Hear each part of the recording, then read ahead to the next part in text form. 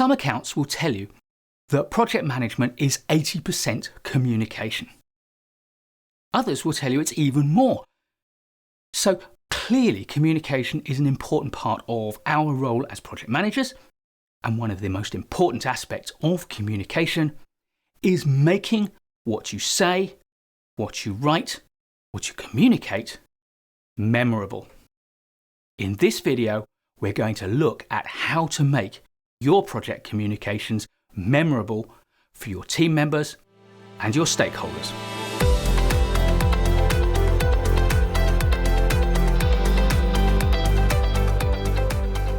When you communicate with your stakeholders, your ideal message will be compelling, persuasive, and powerful.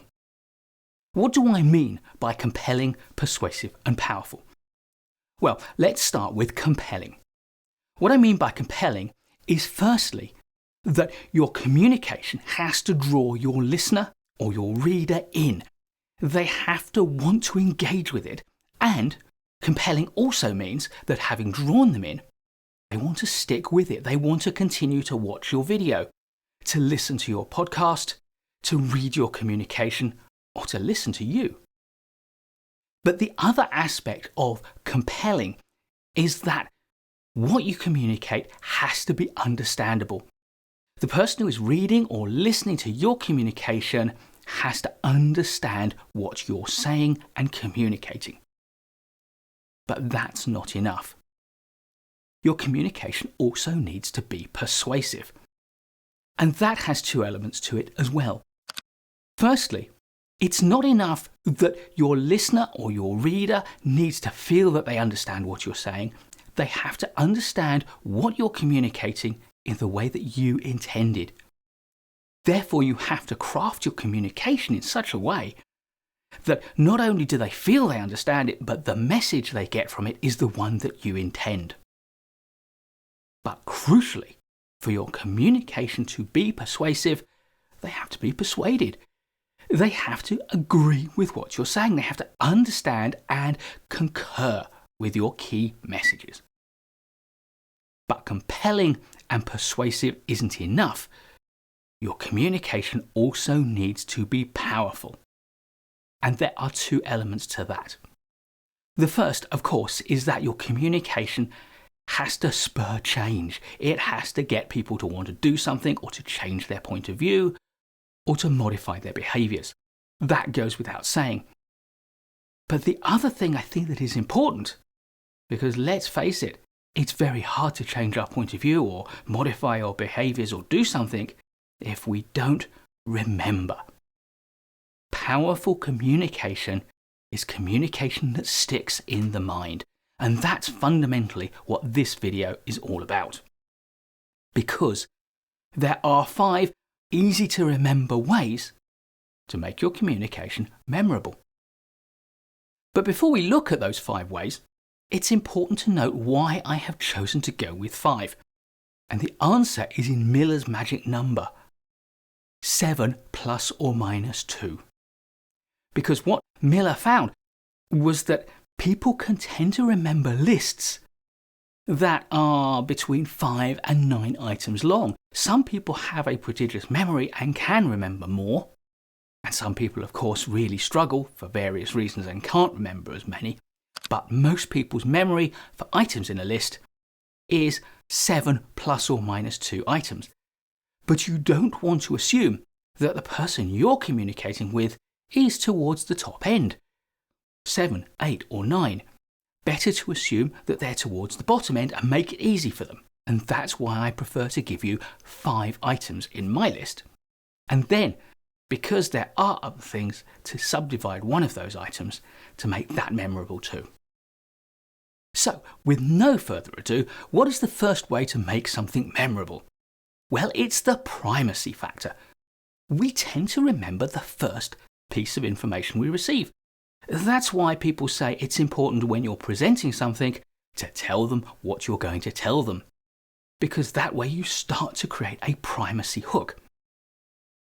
Think about when you went to parties at a younger age, or maybe you still do. Often when you meet new people, you don't remember them all.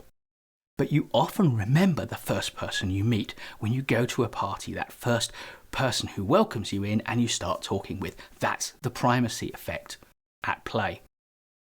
The second way to remember something is the opposite of the primacy effect. It's the recency effect. The most recent piece of information that you hear sticks in your mind. And when you go to a party, the last person you see before you leave the party will probably stick in your mind too. That's the recency effect. The third way to make something memorable is with frequency. The frequency effect is the fact that we remember things that we hear or see or experience time after time after time. If you go to a party and you keep bumping into the same person, then they are likely to stick in your mind after the party. Fourth, the novelty effect. If you can make a piece of information surprising or novel or unusual in some way, you enhance its memorability. Describing something as a short list of things is a way to give it novelty. Using acronyms, like my SPECTRES acronym, for the types of risk we encounter is a good way to introduce novelty. Or perhaps changing the colour of the shirt you're wearing when you describe the novelty effect will make it stick. Yes, you can pull stunts, but you don't want information to stick for the wrong reason. However, if you're presenting a lot of information with PowerPoint and it's all bullet points and you want something to stick, then present that piece of information with a diagram or a graph, something that is different. And if you're using mixed PowerPoint for your whole presentation and you want something to stick with a novelty effect, then perhaps use a printed board or a demonstration of some sort to give it that novelty factor. The fifth way to get something to stick is activity. And this comes in three flavours. The first, of course, is physical activity, motion. If you can get somebody to do something, to actively process that information through physical movement, through trying something out with their hands, with their bodies, then it is more likely to stick. The second version of activity is mental activity. If you can ask them a question and force them to process it, or if you can set them a problem, or if you can ask them to fill in a form, if you can ask them to describe what you've said to another audience, all of that mental activity will help something to stick too. And finally, there is emotional activity. If you can trigger someone's emotional responses, then the information is likely to stick. Bald statistics do not impress everyone, but often the stories, the individual human stories behind them do. So activity is a combination of physical motion, physical activity, mental activity, processing if you like, and emotion, emotional reaction to what you want. So, to utilise both the frequency and the recency effect, let me remind you of the 5 ways you can make your information memorable. You can use the primacy effect, the recency effect, the frequency effect, the novelty effect, and the activity effect. And with those 5 tips, you can make your project communication memorable.